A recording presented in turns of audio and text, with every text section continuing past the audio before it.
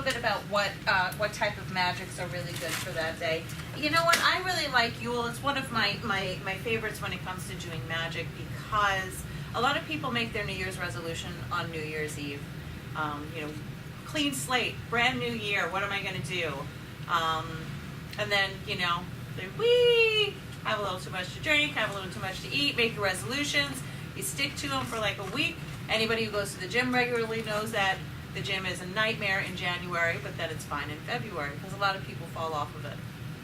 I like making my New Year's resolutions on Yule within my Yule ritual because at least I have magic backing it up, so it gives me a little extra oomph because we're at the beginning of a whole new cycle, a whole new year. So I plan out on what it is that I want to attract into my life this coming year, whether it be something specific or something a little more vague, like more prosperity or, you know, more friendships or more opportunities instead of, you know, or I want to buy a house or I want to relocate. You know, you could be as specific or you could be a little vague because you want to leave some room for interpretation. Yeah, the Wheel of the Year is good for your longer term magics because you don't necessarily want to make a career change in 28 days.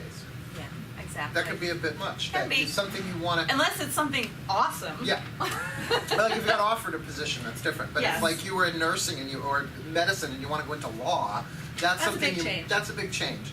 So, you know, yeah, I need a new schooling. car. You can do a new car over a year, but you could maybe do that in 1 or 2 moon signs where this is sort of I want to grow and become and develop myself so that I can have or be or do whatever.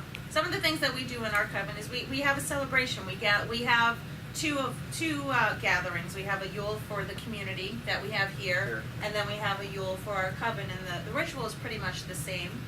We go and get a Yule tree, and we set it up in there, and we ask everybody to come to bring an ornament. And the ornament should be representing something that you want to gift the world to. So you can get a snowflake for originality, or, you know, a skiing hippopotamus for whimsy. I have one of those, it's pretty awesome. You really are only limited by your imagination. People will take a dollar bill and tie a string around it for prosperity. That it's a symbolic gift to the world. Right. So we name the tree the world's tree. We bless the tree.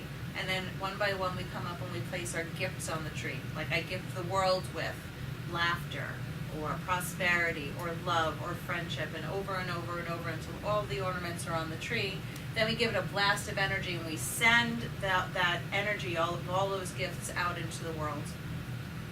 Then after the ritual is over, everyone has the opportunity to calmly and peacefully, which never happens, go up to the tree to take an ornament that represents something that you want to manifest this coming year. It's like a Filene's basement. But that's our gift. That's our gift exchange. Yeah. So and then it's something we've been doing before we Years. actually had Drawing the Circle and the Silver Brew Ministries. We started with our coven. Actually, I learned it from. This is going to sound ridiculous, but a hippie Christmas party that I went to years before I even met her. And it's just one of those things that was stored in the back of my mind. And they're like, "Well, what are we going to do for Yule?" And I was like, "Oh yeah," and it became a tradition. Yeah. Like we don't have a whole hell of a lot of traditions. We are an eclectic coven. We do have some, but some things they're that nice. work really well. Yeah.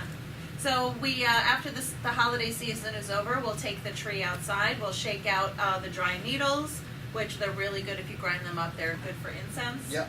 Purification. We'll chop the branches off and put them on the ground for to mulch, and then we hold on to the staff, and the staff stays inside.